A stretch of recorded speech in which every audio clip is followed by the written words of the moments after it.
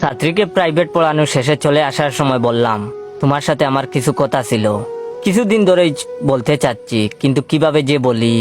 তখন ছাত্রী বলল, কি বলবেন বলেন, কোনো সমস্যা নাই। আমি বললাম, না থাক, আরেকদিন বলবো। এরপর থেকে ছাত্রী প্রতিদিন পড়ানো শেষ হলে চলে আসার সময় জিজ্ঞেস করতো, স্যার আপনি না আমাকে কি যেন বলতে চেয়েছিলেন, আজকে বলেন। আমি তখন উত্তর দেই, আরেকদিন বলবো। পঞ্চম দিনের মাথায় ছাত্রী জানালো, স্যার কালকে দুপুর বেলা পড়তে পারবো না, আমরা বেড়াতে যাব, ওখান থেকে সন্ধ্যার সময় আসবো, সন্ধ্যার পর পড়বো। পরদিন সন্ধ্যার সময় ওদের বাসায় গেলাম, গিয়ে তো আমি অবাক, বাসা পুরো খালি, বাসায় ছাত্রী ছাড়া কেউ নেই। আরো অবাক হয়ে লক্ষ্য করলাম, ছাত্রী সারা বছর সেলোয়ার কামিজ পরে, সে আজকে সুন্দর করে সেজে গুজে শাড়ি পরেছে, একেবারে কোরা সাজ দিয়েছে। এমনিতেই তো মেয়েটা অনেক সুন্দর, সাজার কারণে আজকে তো আরো বেশি সুন্দর লাগছে। আমি জিজ্ঞেস করলাম, তোমার পরিবারের লোকজন কই?